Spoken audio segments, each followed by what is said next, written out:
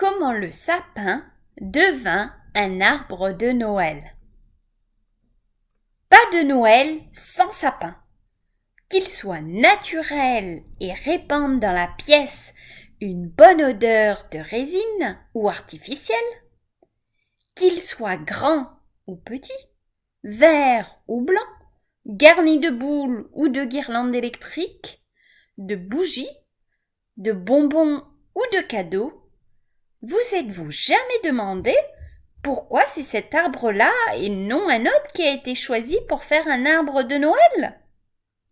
Lorsqu'il trône au centre de la pièce, tout paraît du bas au fait d'étoiles, de cheveux d'ange, de lumière.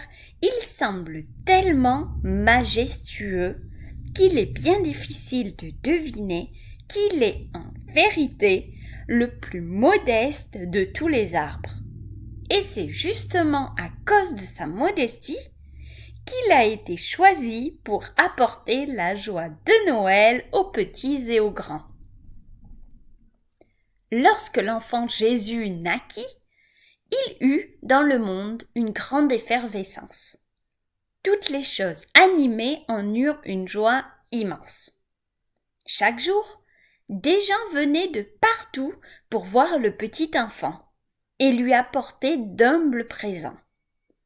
À proximité de l'étable où il était né, se trouvaient 3 arbres. Un palmier, un olivier et un sapin. En voyant passer tous ces gens sous leurs branches, l'envie leur prit de donner eux aussi quelque chose à l'enfant Jésus.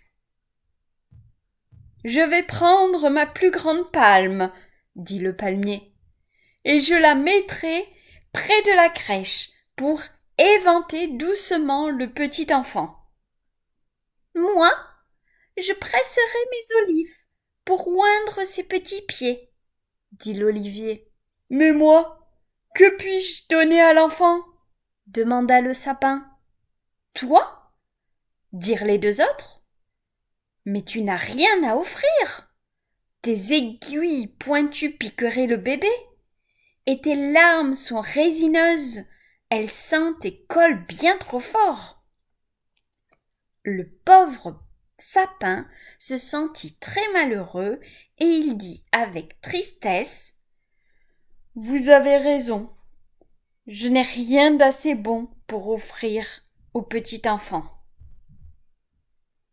Un ange qui se tenait là tout près, immobile, entendit ce qui se passait. Il eut pitié du sapin, tellement humble et dépourvu d'envie, il résolut de l'aider.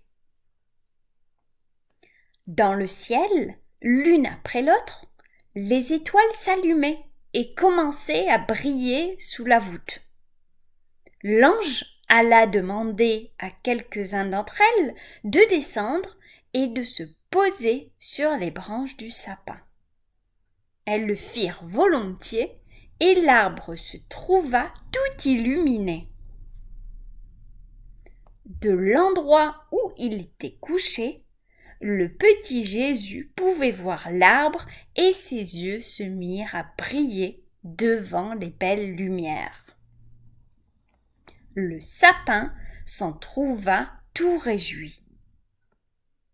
Bien longtemps plus tard, les gens qui ne connaissaient pas cette histoire prirent l'habitude de faire briller dans chaque maison, la veille de Noël, un sapin tout garni de bougies allumées, tout pareil à celui qui avait brillé devant la crèche. Et c'est ainsi que le sapin fut récompensé de son humilité. Il n'existe certainement aucun autre arbre qui éclaire autant de visages heureux.